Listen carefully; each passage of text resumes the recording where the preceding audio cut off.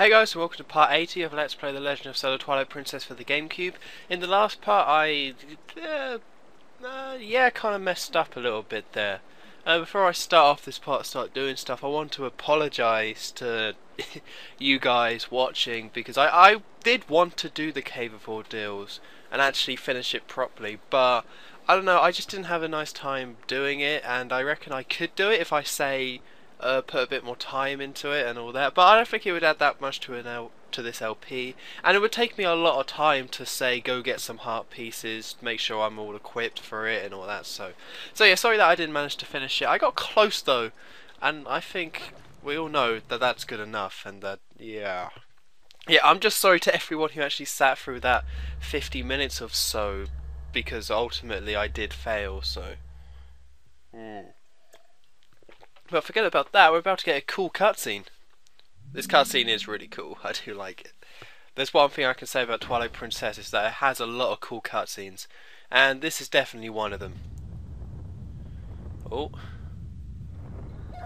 Oh! Oh dear, poor Minda. Yeah, you're doing it, Minda. You're saving the world, getting it done. Getting bashed around a little bit. Oh. Oh dear. Jesus. I don't think they really explain what this thing is.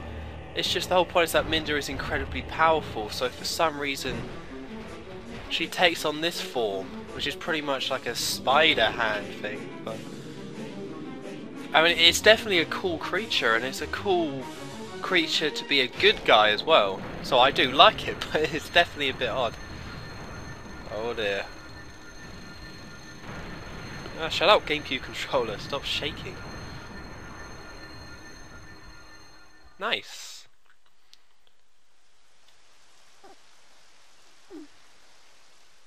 Huh.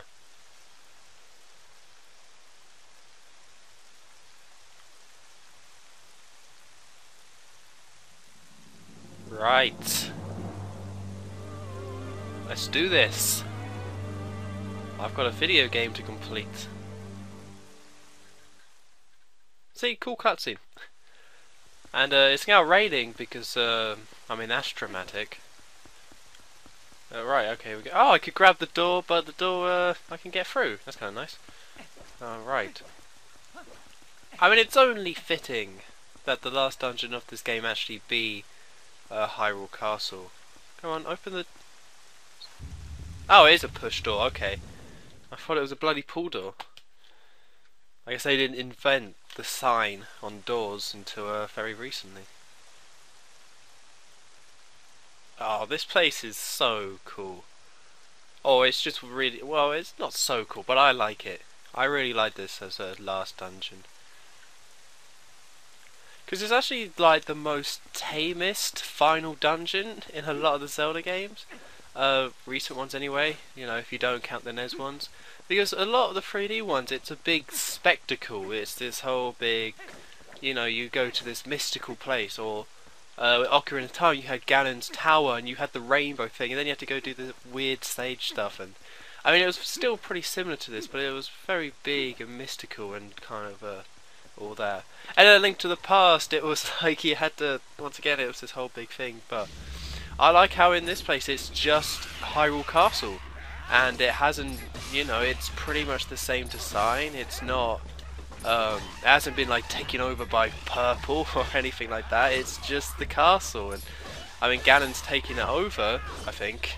I can't quite remember at this point in time, but it's just, I don't know, I just really like the way they did it. Like, it feels like a big grand castle, and it's, it doesn't look evil. It actually looks like it's a really cool design that you just have to go through, and yeah, so I think that was one of the directional choices they made with this game. Or one thing I've noticed anyway, a lot of the dungeons aren't supposed to look like dungeons, because that's one of the things with Zelda games. Every dungeon is that's blatantly a dungeon. There's no way it you know, every single place is designed so it's clearly a dungeon, but this game is well designed enough to have it so that it's still a dungeon. It still feels like a dungeon, but you're storming Hyrule Castle. And just having this whole courtyard outside the place is brilliant. I think this is like the best final dungeon in any Zelda game, I have to say. I mean, I haven't played that much of it yet, and I can only remember so much, but yeah. Because it's, yeah, like with Temple of Time you can kind of see that. That's supposed to not be a dungeon, even though it is a dungeon. It's supposed to just be a mystical place that you come across. Which really doesn't have that much significance, looking back on it. Oh well. I mean, seeing how the Temple of Time has the gate to the Sacred Realm, I thought there would be more there than just statues, but... Enough about that place, I'm on to this cool place. Okay. Oh, we have some boars! I can't remember what I called that boar that one time, ages ago, but I'm sure it was something unoriginal like Puma. Yeah! Oh! Did the pig die? You okay? You okay there, bud? Yeah, he's okay. He's not turning into bacon anytime soon. He doesn't even care. Right, there's got to be something... Oh. Did I just create a shortcut, or what was that? Right, so I came across here and completely pointlessly took this cute little fella. Okay, he doesn't look cute, but he looks like too cute to be an evil boar thing. I don't know, maybe I'm just weird. Right. Wait, that's the door I came in from! Shoot! Right, so there's got to be something in here that I'm completely missing. Oh, okay, I see. Yeah, I get it, right. Alright, yeah, I'm all over this. But no, oh, it's just such a cool idea. And how we're in this outside place, but there's no music. Which of course you could say is just a complete, you know... They probably should have put on a bit of music, but I really like it. It just actually feels... I think legit is the wrong word, but you know, you kind of know what I mean. Alright, so we got one of these puzzles. Alright, okay, let's take this guy out. Oh! Oh no, I thought I just hit his arrow, you know, mid-air. That would have been really cool. Would have made me seem like a badass. Right, so we have this. And if I recall, this shows the order to it. How do I... Yeah. Because who knew that the Gale Boomerang would make some sort of return? Aha! Yes, I can get rid of the leaves this way. A bit odd, but definitely. Oh, can I? Oh, okay. Off you go. Right, so it goes there, there. What is it, Minda? I'm trying to puzzle solve. No. Okay, what was the point in that? If she was supposed to be giving me some sort of clue to how to do it, wouldn't she say, hey, these markings on the floor must mean something. I wonder what they could be, rather than, look, there's clearly a chest there. Get the chest, it'll be cool. Right, okay, so this is a Triforce. Well done. Oh, I've got really bad memory. I just can't remember stuff too well. Right, so it's up to the left and then across and then back up to the right. Okay. I remember actually in this whole place, I don't think this dungeon is that hard. Compared to like the other ones in the Zelda games. But this, I actually got stuck on this puzzle, I think. I want to say I did. I know there was definitely something in this outside courtyard that just... like, I had a lot more trouble than I should have done. Because that's the thing I remember in Zelda games. Whenever I come to a dungeon, it's like, oh, this is the place where I had a hard time in that one section. Or I got slowed down by that one bit. And I swear it was getting this dungeon map. Well, hopefully I won't get stuck in this place for that long. I mean, I haven't so far. I think this LP's gone quite smoothly in some sections. I mean, all the parts in all the dungeons where I've been like, oh, I had a really hard time playing this. It's like, no, it's fine, really. I mean, I have got stuck, and yeah, I don't know. So what's up here? So just look at the scope of this place. It's so cool. This place is like massive. It really does feel like a castle.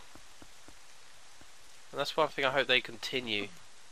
Like going for a scope. Because Twilight Princess, one thing they did well, it was like, okay,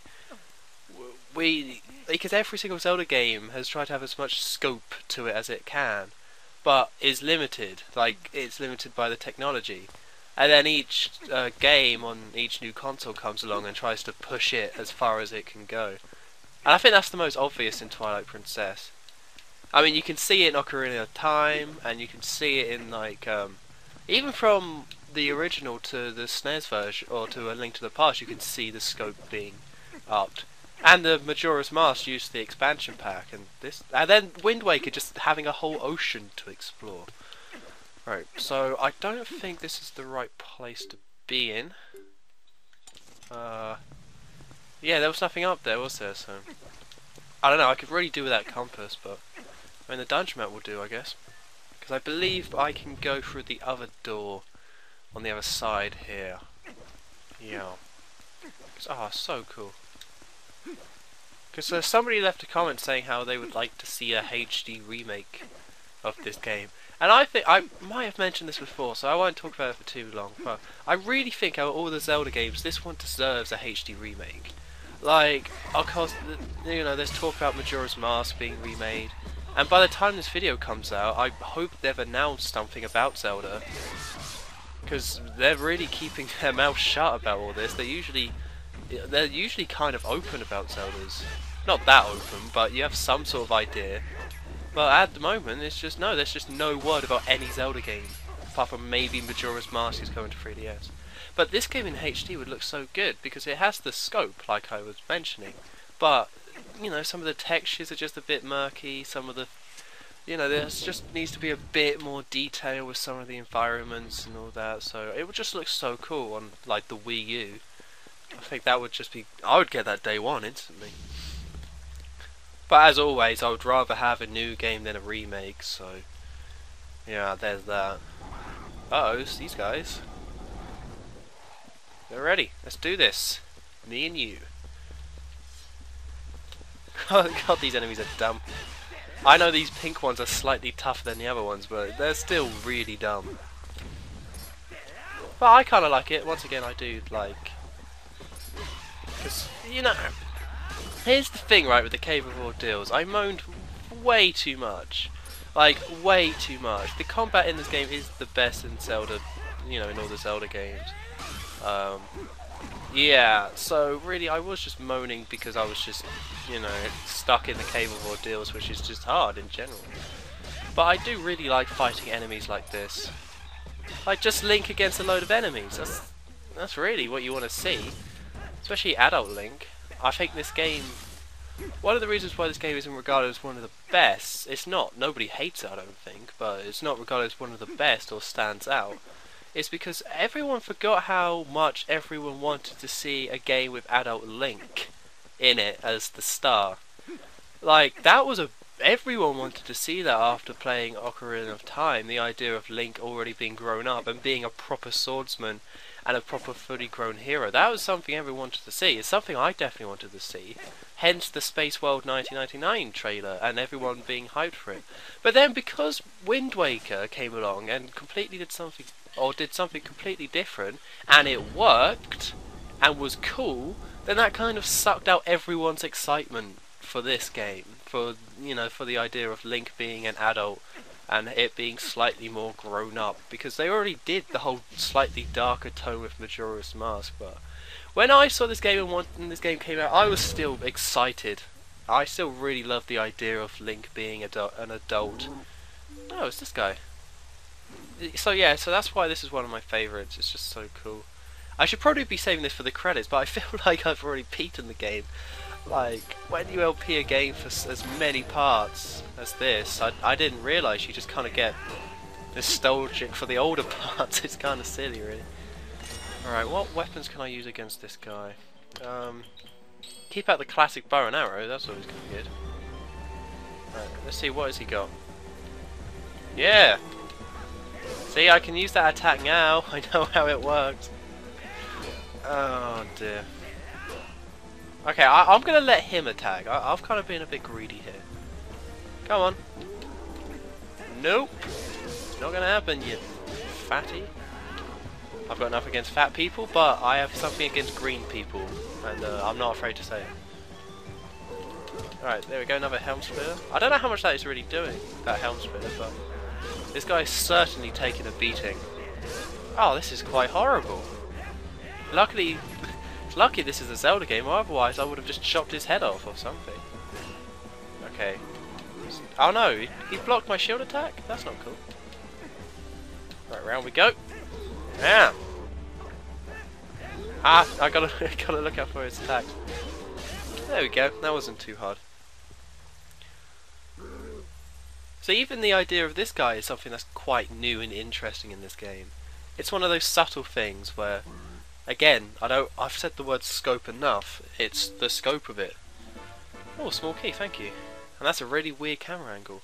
But this guy has been a recurring character throughout this whole game. And we've been fighting him, and it's not that, it's not that, he doesn't add to the story. He's just around, and you fight him, and it's quite a nice idea. It's not focused on, but it kind of makes you think about actually the world that you're in and all the people you're fighting. Yeah. Yeah, he did. I'm kind of surprised as well. Kind of makes me happy that there's no voice acting in this game. I don't want to hear that guy's voice. Probably just sound like something from Lord of the Rings. Nice! 20 rupees. Okay, so with that, I'm going to end off the part. So next time in Let's Play The Legend of Zelda Twilight Princess for the GameCube, I'm going to keep going through this place. So don't forget to like, comment and subscribe, and I'll see you next time.